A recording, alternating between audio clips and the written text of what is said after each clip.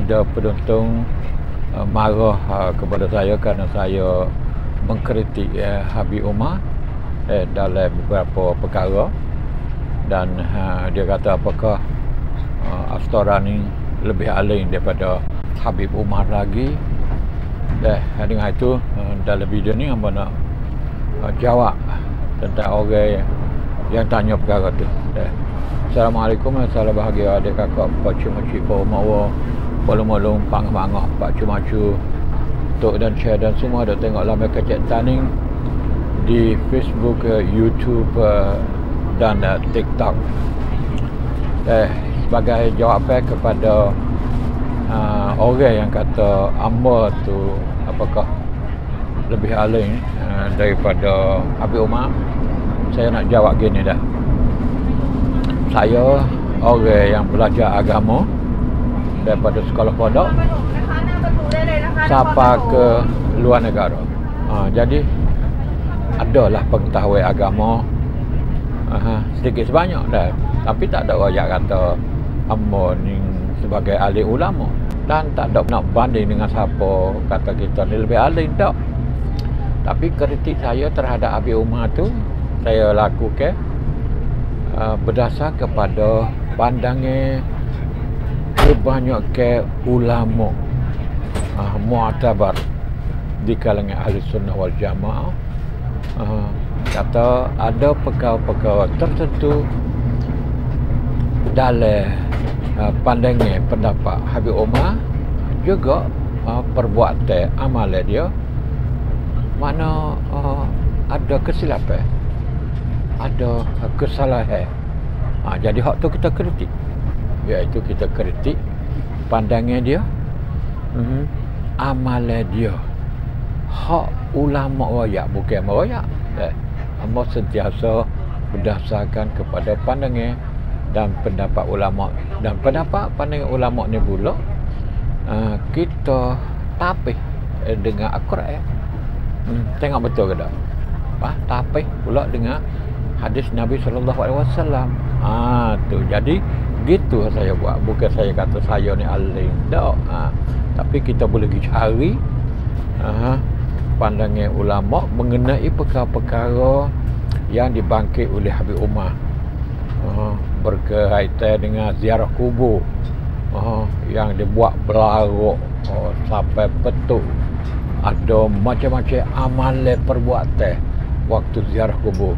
Ziarah kubur boleh dilakukan, harus tak ada masalah. Tapi amalan yang dilakukan di atas kubur tu tidak boleh. Banyak sekali lah. Dan juga hujah-hujah yang dibuat oleh Habib Umar berkenaan dengan ziarah kubur. Ada kubur seorang yang dianggap sebagai Nabi, tapi bukanlah ada dalil bukti yang jelas berkenaan kubur Nabi tu. Dia kata disebut dalam Quran. Ni tak betul. Disebut dalam hadis. Ni pun tak betul, tak ada hadis Nabi kecek pasal tu. Ni kita kritik supaya orang ramai dapat tahu apa hak kata asyara ilahil Quran, disebut dalam Quran tu tak betul. Tak ada Quran sebut tentang kubur Nabi tu, dan kubur siapa pun tak tahu deh. Tu hadis pun tak ada, hadis kecek tu deh. Jadi kita kena beri penjelasan benda ni. Ada banyak amalan-amalan yang diamal di situ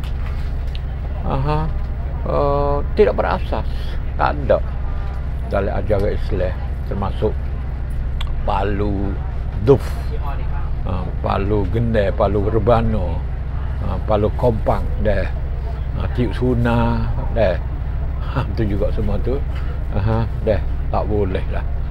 Kerja-kerja tu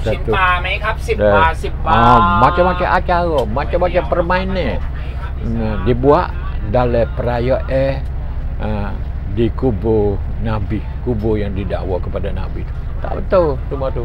Dan banyak lagi lah amalan-amalan karuk-maruk. Jadi kena kritik. Banyak lagi lah.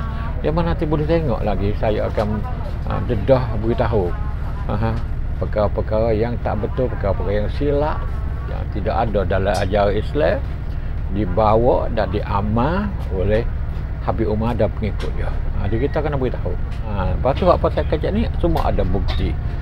Dan nak beritahu kepada para pengikut Habib Umar ni, saya mengkritik dia. Saya bukan kritik peribadi dia, tapi kritik pandangan, pendapat dia, pemikiran dia serta dengan amal yang kita belajar, kita ambil daripada para ulama, mu'tabar, ulama besar kata benda tu tak betul. Tu ya. Jadi ni orang panggil kritik membina, an-naqdu al-banna. Bukan kritik merutuh dak. Kalau Habib Umar tengok sendiri video ni, dia agak tahu kata dia bukan kritik peribadi aku, tapi kritik pandangan dan perbuatan dia yang ulama-ulama lain kata tak betul. Tu saja ada kakak. Dengan tu saya berharap kepada saudara kita yang marah duk kata saya nak apakah saya duk kritik Habib Umar tu, saya ni lebih alim daripada Habib Umar. Terjawablah dah. Tu bukan gitu dah. Dan kita kena tahu bahawa setiap kita manusia ni, tak kira lah ulama ataupun alamah ataupun siapa saja, tidak ada yang maksum kecuali Nabi Muhammad SAW. Kena faham gitu. Dan mana-mana pun kita buka kitab ulama duk kritik pandangan tertentu yang dianggap tak betul. Dan ini kritik mengkritik di kalangan ilmu dah dilakukan oleh para ulama sejak zaman ke zaman. Kritik ni adalah perkara yang perlu dan boleh dilakukan supaya dapat kita membaiki pahaman kita, pengetahuan kita terhadap agama menjadi lebih molek, lebih sempurna lagi. Sekali saja ada kakak boleh kongsi dalam video hari ini, dan kita jumpa lagi dalam bahagian akan datang. Terima kasih kerana menonton. Sekian, wassalam.